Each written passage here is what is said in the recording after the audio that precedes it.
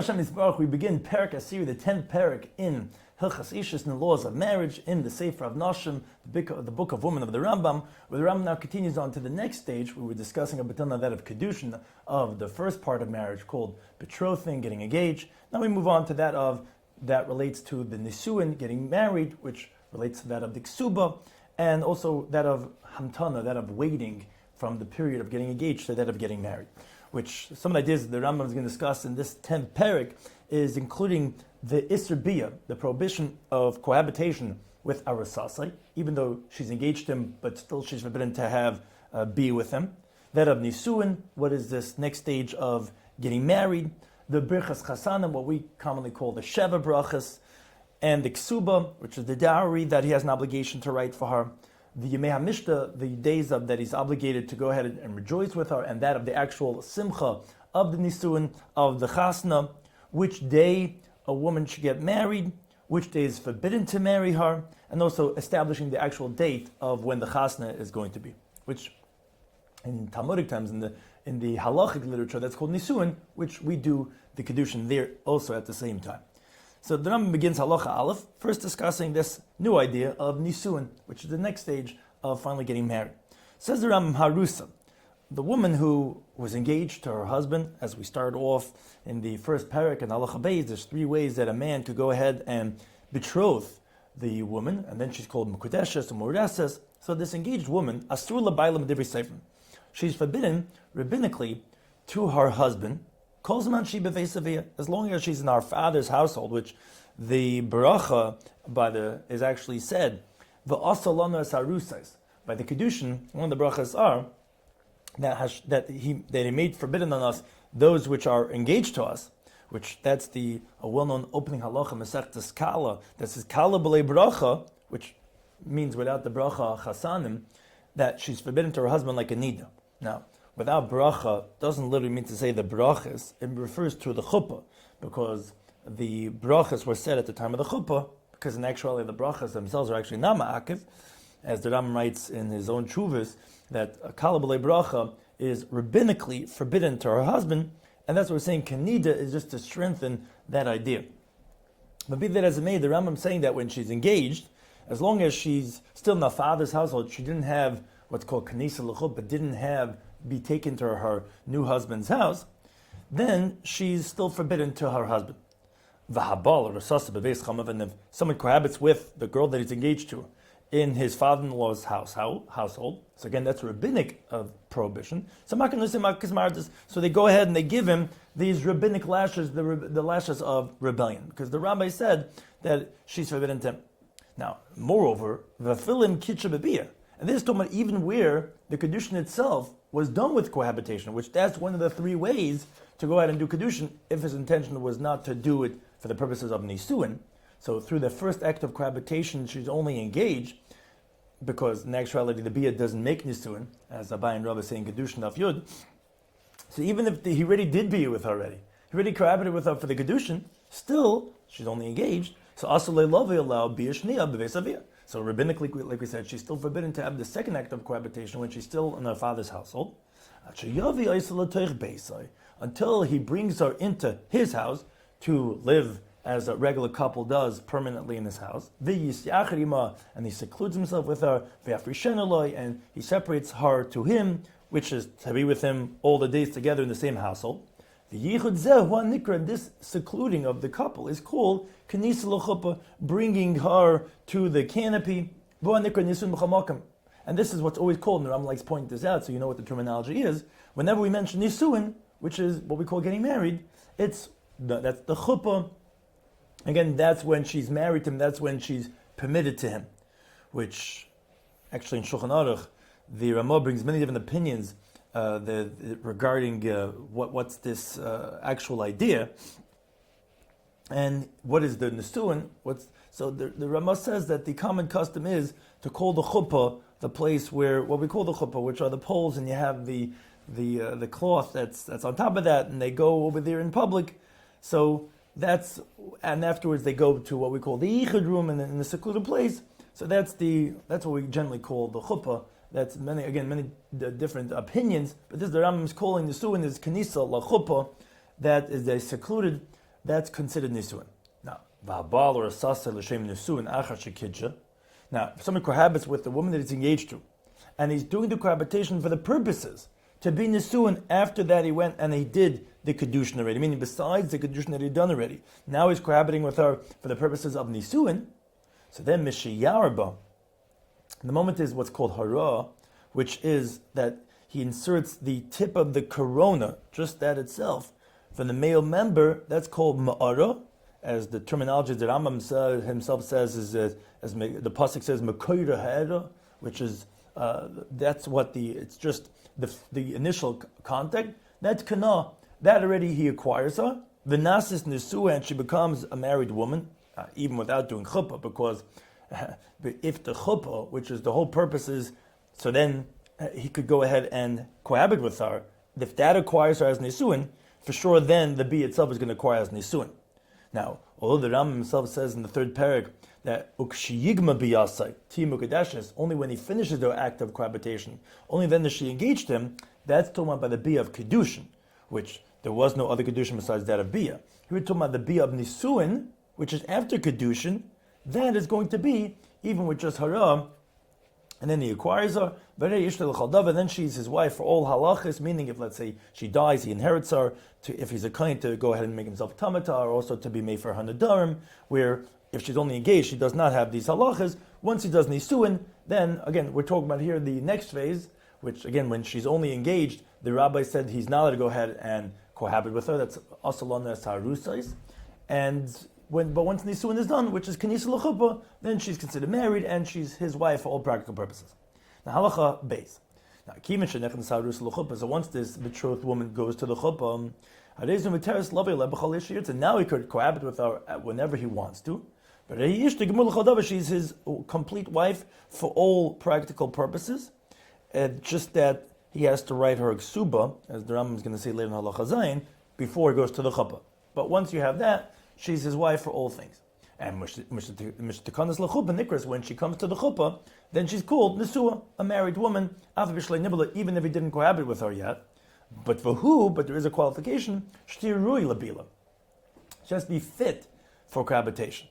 But if she was a menstruating woman, even if he brought her to the chuppah and he secluded with her, which that's what's called generally Nesuin, says the Rambam, in this case, this is the Rambam Shita, then the marriage has not been concluded, and she's still going to be considered like just an engaged woman.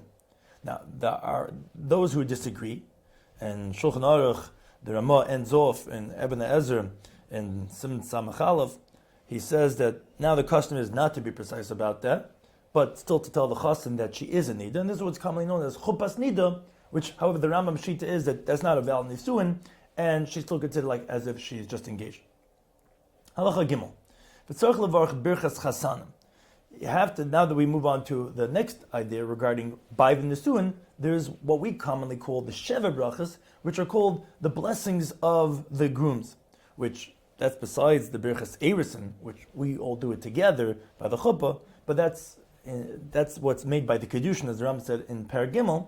So besides that, that's Asal on the Sarusa, he said there's these Sheva Brachas, there's the Birchas Chasanim, blessings of the grooms, Beveisa Chasan Koidman Nisuin, in the house of the groom before the marriage, Vehein Sheish Brachas, and these are 6 blessings, Velehin, and they are, we call it Sheva Brachas because there's also the bracha on the cup of the wine, but besides that bracha, there's also these 6 brachas, Velehin, and they are as follows.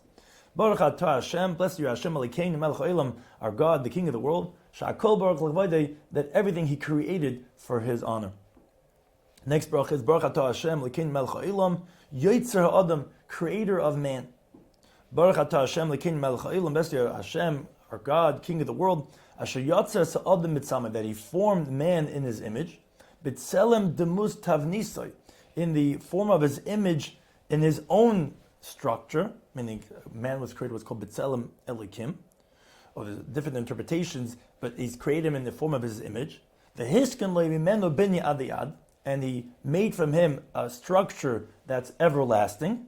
Baruch atah Hashem Yitzadam, blessed you Hashem, who forms man. Next bracha is Sois Tasis, rejoice or joys, the Sogil Akara, and let the barren one be happy. B'kibbutz b'nei l'secha b'simcha, with the gathering of her children back inside of her with joy. Baruch atah Hashem, mesamech tzion bebeneha, that has tzion, referring to Eretz Yisrael, rejoicing with her children. Next bracha, samech tesamach re'em ahuvim. Be very happy, the friends, the beloved friends. Kesamechecha yitzircha began eden mekedem. Like your Creator made you happy in Gan Eden all the way back, referring to Adam and Chava, that Hashem was mesamech them.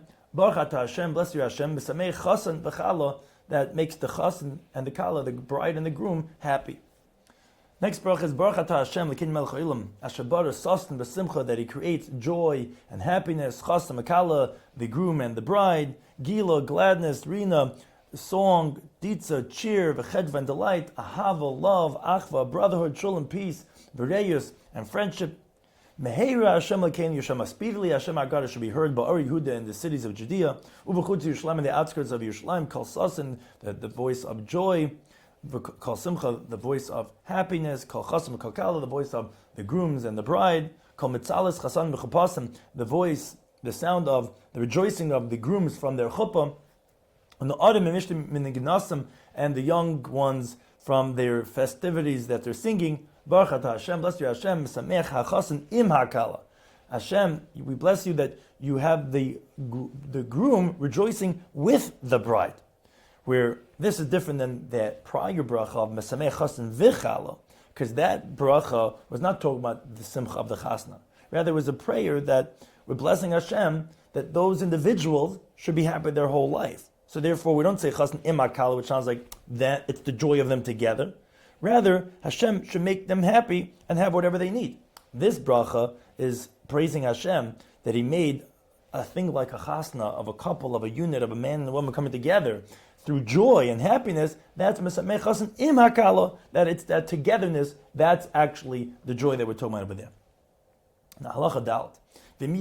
Now, if there is wine available over there, so maybe kashayan, they would bring a cup of wine, and the halacha is, and you make a bracha on the wine first, and you then organize all those blessings on the cup of wine. That's where we get the terminology sheva brachas from these the birchas chasanim, because there's 7 brachas together with the cup of wine. Now, since the Rambam, there are places that the custom is that they bring myrtles with the wine. Then you make the bracha on the hadassim when you smell it after the wine, because wine is a more constant bracha. And then you make the other 6 brachas of the birchas chasanim of the sheva brachas. Now, halacha hey, you cannot make the what we call the sheva brachas, the blessings of the groom, only with 10 free adults, in contrast to minors or if they're slaves. And the groom himself could be counted from that number of 10 people. Halacha vav, hama'aretz es ha'isha. Someone betroths a woman, and he makes these brachas of the groom, but he does not seclude with her in his house, which is what the nisuin is. So adayin arusi, although he made the sheva brachas that we make by a chasna, by nisuin, she's still considered only betrothed. Because it's not the sheva brachas that makes the marriage. It's bring her into his secluded, into the canopy, into that private area. Now, but let's say the other way around. Let's say he betrothed her and then he brought her to the chuppah. But he didn't make the sheva brachas. So she's still considered fully married because the brachas are not ma'akev the nisuin. And this that we had mentioned, the first Mishnah Masechtas Kala, that says Kala b'lei bracha asur l'bal kanida, as like we said, that really refers to the chuppah. It just because the primary brachas are by the chuppah, that's why it says the bracha, but really means the chuppah itself. And then, so if you didn't make the brachas, she's married, and you could even make the brachas after many different days. Because the Rambam himself says in Hilchos brachas, any mitzvah that you're still in the middle of doing, you can make a bracha even after that it's done. And it's still called Evel Asiyasin, like you didn't do the mitzvah yet. And the mitzvah of Nisuin is as long as he's cleaving and connecting with his wife, that's even after many days, you can still make the sheva brachas. Now, v'loi tinase nida acha titer. Now, but a woman that's a nida, that's menstruating, should not get married until she purifies herself, meaning she goes and she tables in the mikveh, because since it's forbidden for the husband to seclude himself with her, so it's not appropriate to go to the chuppah, which the whole purpose is to have bia, which they cannot do because she's a nida. And you don't make the sheva brachas until she purifies herself. Now, if they violate the nasa uveirich and he marries her and they make the Shabbat brachas, even though she's in nida, then ein lechayz mavarach. Then they don't go and say it over again, even though, as the Rambam Shita is, as we mentioned before in Halacha Beis, the nisuin is not concluded and she's still actually just engaged. Still, when you ultimately do consummate, you're not going to make the Shabbat brachas again. Now, the Rambam in Halacha Zayin, he moves on to another related idea regarding nisuin, that of writing a ksuba, the dowry. Says the Rambam, Halacha Zayin, b'tzarech lichtav ksuba. The husband has to write a document called the ksuba, which is the amount of money that he's going to give her when this marriage dissolves.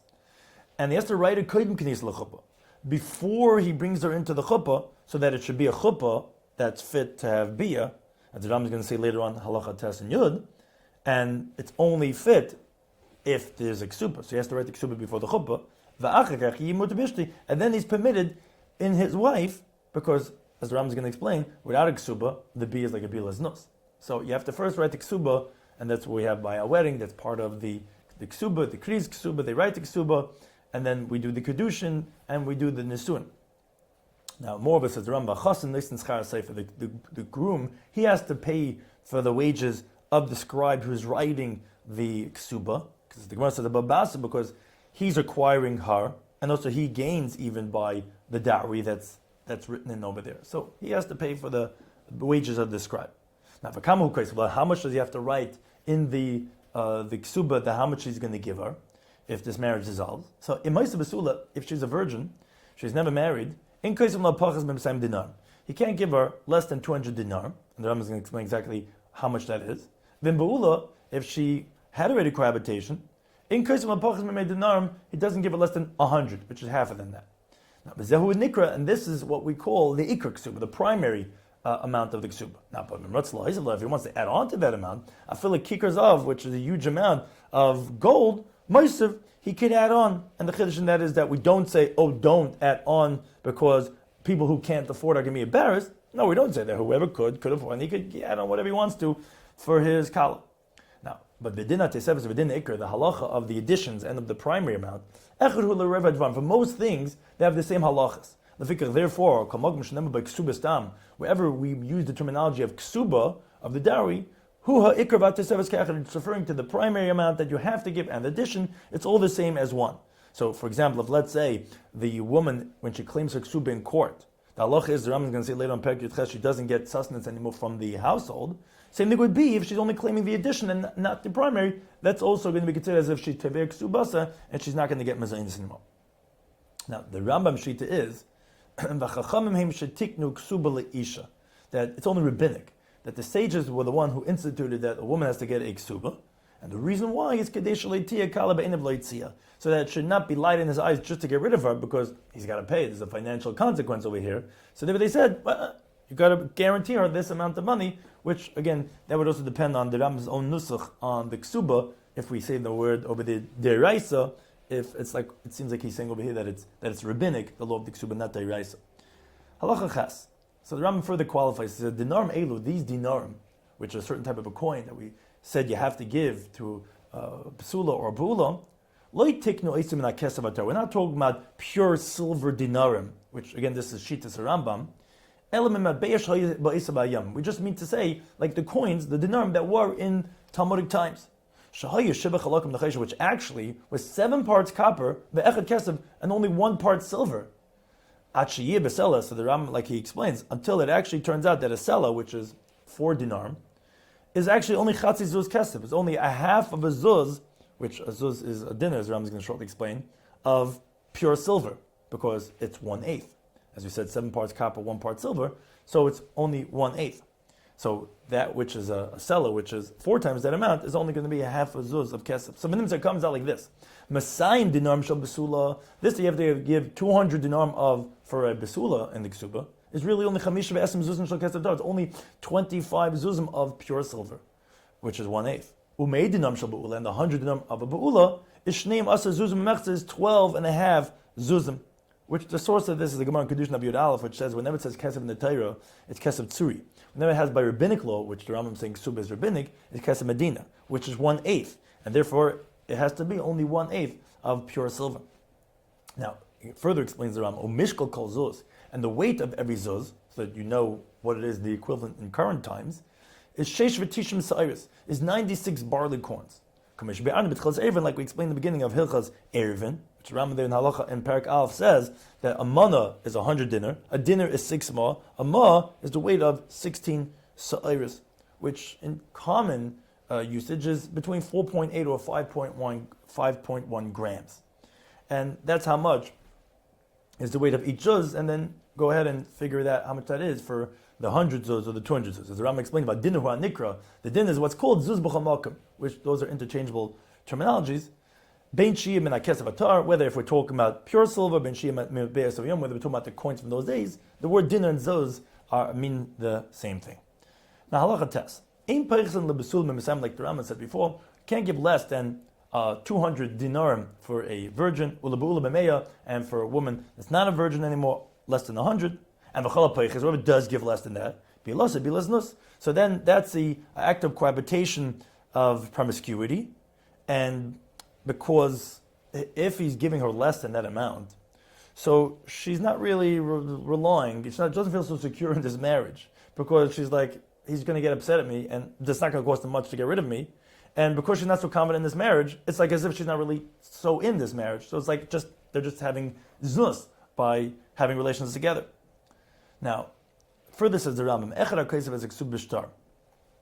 Whether if he wrote the dowry in a document, like we do, we read ksuba, whether that there were just witnesses who could testify that he obligated himself in front of them to her that he's going to give her ksuba, and they acquired from him with a kinyan of chalipin, which the way the Rambam says that that's done is that the one who's buying, which in this case is the husband, is buying the woman who's, so to speak, selling herself, that he gives a kli, however small the thing might be, and he says to the buyer, here, take this vessel, this kerchief, whatever it is, and with that I'm going to buy your yard or your wine. And once the seller picks it up, the buyer acquires it, even though he hasn't given any money, as Rambam says, Hilchas Mechira. So that would be the same thing. They would acquire from him, Shu Chayev La Meya Aymasayim, that he's obligated in the 100 or 200, depending what type of woman she is. And then there is a mutter. Then he's permitted to go ahead and have her as a wife, because generally when there's an acquisition, like here where they did a kinyan chalipin, then it's going to be written down. And they could actually rely on that kinyan. They don't have to even ask him a second time if they're going to write the ksubah. So they can write it, so already it's like it's done. So let's say he gives her movable items that are the equivalent of how much the ksubah is going to be. So again, he's allowed to already have cohabitation. Until he has an opportunity to write the ksubah, because when he has an opportunity, you ultimately have to write it, because the sage is obligated that you write in the ksubah, all my assets are liable for this ksubah.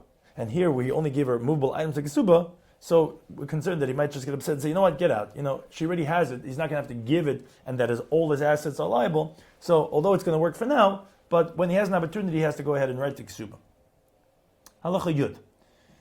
Hakoines says to Isha. So if he brings the woman into the chuppah, which is what we call getting married, nisuin, but like ksubah, and he didn't write the ksubah, or he wrote it, but the document got lost, or she was forgiving, she forgave him the ksubah to her husband to say, oh, it's okay, you don't owe it to me, or she sold her ksubah to him. So if he wants to stay married to her, he has to go ahead and rewrite a new ksubah for her. The reason is it's forbidden for a man to stay with his wife even one moment without a ksubah. Now, that's all in the case that we spoke before. But if she sold her ksubah to other people, which is a certain gain that a woman gets, which is right now the ksubah has no value. But if the husband's going to die first or divorce her, then those buyers who are taking a risk over here will be able to collect the amount of ksubah she's going to get when the marriage is over. So that's what they're going to get. But if she dies first, the husband inherits, and then they lost the money. So therefore, she can't really sell it according to its market value because it's a risk. So you're not going to pay for the amount that the ksubah is actually worth. Therefore, that's what the Rambam calls a toivas hana. So if she's selling to others with that benefit, then the husband doesn't have to write her a new ksubah, although she doesn't have a ksubah anymore because she sold it to others. No. The whole reason why they instituted that there's a writing of a dowry so that it shouldn't be easy in his eyes to go ahead and divorce her. Now, if he's going to go ahead and divorce her, he's still going to have to pay up the ksuba to the one who bought her ksuba, just like he would have to pay to her if she wanted to sold it. So therefore, it doesn't make a difference that she sold it. It's still the same deterrent, and therefore he does not have to write for her a new ksuba, although she quote unquote doesn't have the ksuba anymore at home. Someone betroths a woman, gets engaged, and he writes for a ksuba. They never end up getting married. He doesn't go ahead and bring her to the chuppah. So she's still engaged and not married. Because the ksuba doesn't make the nisuin. It's the chuppah. Just like we said, the bracha doesn't make the nisuin. Now, so if she's still engaged, so if he dies or divorces her, so she could collect the primary ksuba, which is the 100 or 200 from his available assets that he has, but not from those which are called mishabadim that he has liens on, but it's not actually in his own domain now. So it's only what's available. And but she doesn't collect from the additional part that he had promised her. He added on to the ksuba much more. That she doesn't collect. Since ultimately he didn't consummate the relationship and marry her, the whole reason why he added on more was because of the excitement that he's going to go ahead and consummate the relationship with her. And since that never happened, so that wasn't part of what he was guaranteeing her. So since he died or divorced her, she doesn't collect that additions. Now, but let's say he engaged a woman. And he didn't write for a ksuba, which he doesn't have an obligation to, just has to do it before they get married. And then he dies or divorces her, so she's still narusa. She doesn't get anything. She doesn't even get the primary 100 or 200 because the sages, they didn't institute the primary 100, 200 of the ksuba until they get married. That's when they obligated him. Until he's going to write one on his own volition. But since he didn't, and she's not married, so she doesn't get any ksuba. Now, says bita. If someone betroths his daughter, which he has the right to marry her off when she's a minor, because of like ksuba, and the husband writes for her ksuba umeis, and the husband dies, or gersho, or he divorces her kishohisenara. Again, they didn't get married because when she gets married, she's removed from her father's domain. So they only got engaged, and she's still a naira, which she's still under the age of 12 and a half. Ksubas lavia. So now, when the husband's estate or the husband has to pay up to this girl, the ksuba goes to the father, like we explained in Paragim, which the father still has the rights in his daughter, that's a naira, until she becomes a beger. So this merit of the ksuba money goes to him too. Now Halacha Yud Beis continues on the simcha of the chasna.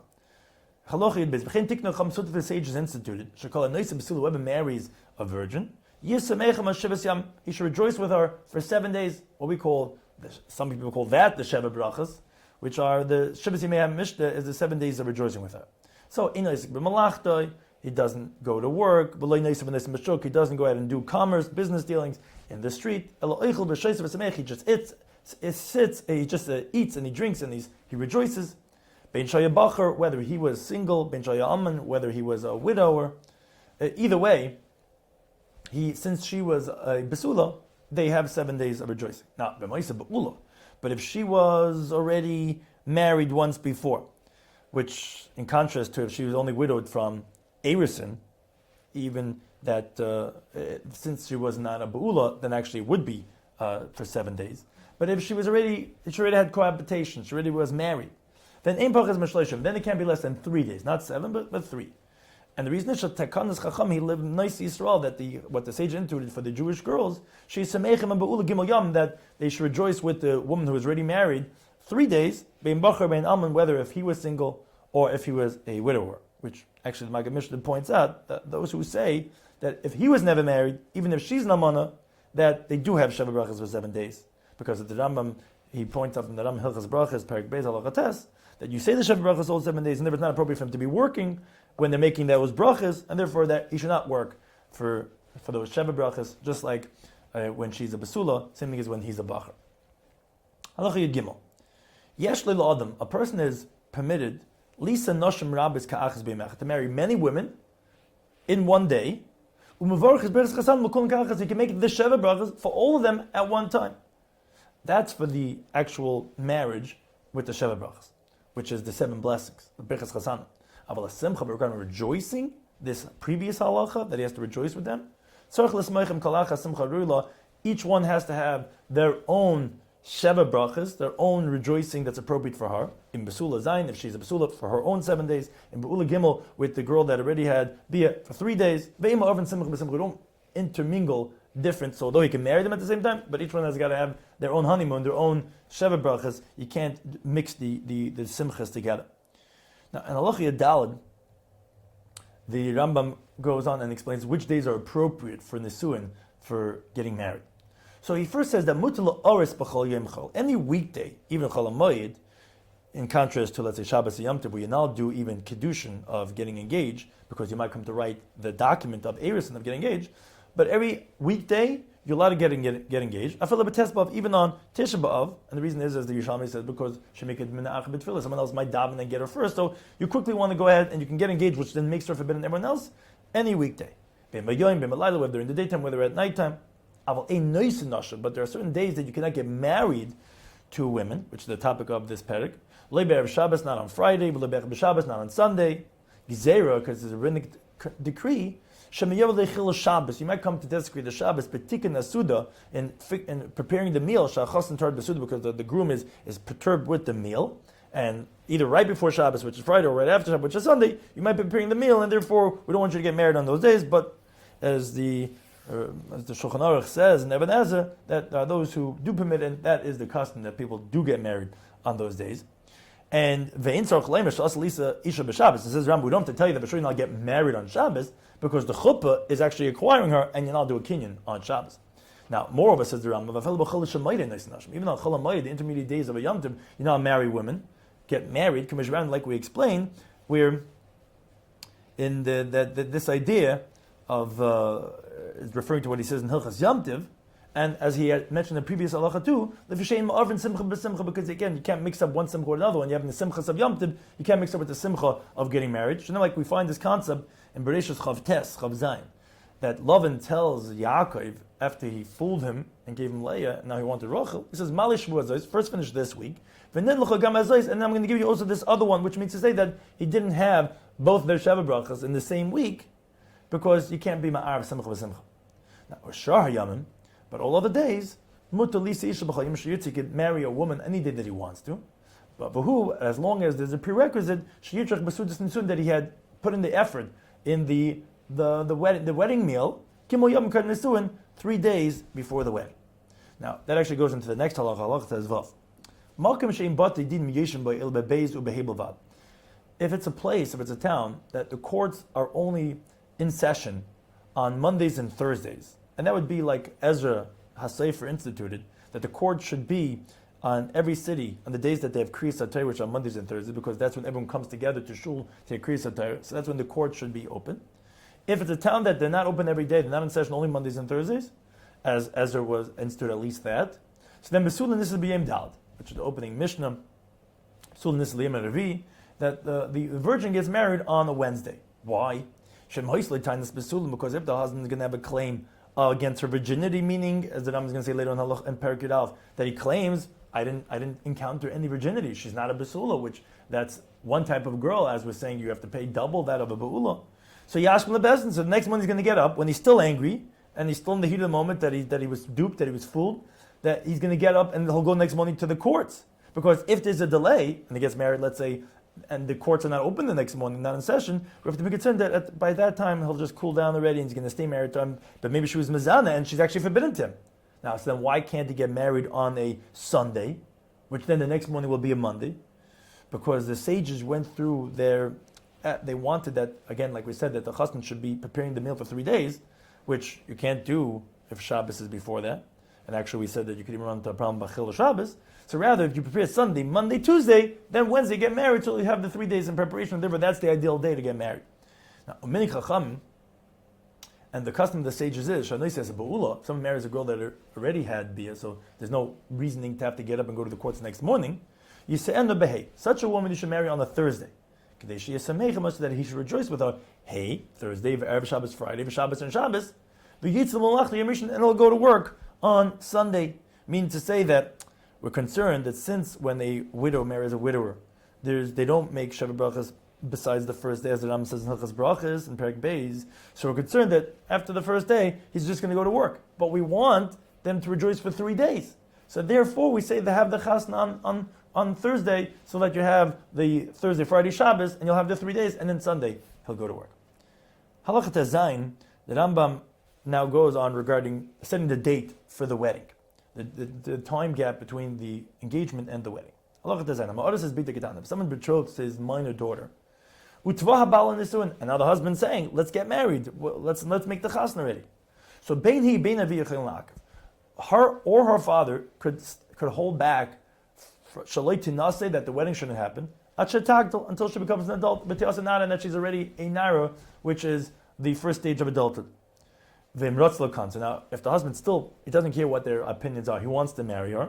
So kindness, technically, he could marry her even when she's still a minor, but it's not appropriate to do this because since they're against this about them getting married, so therefore, although he could, but it's not appropriate for that to be done.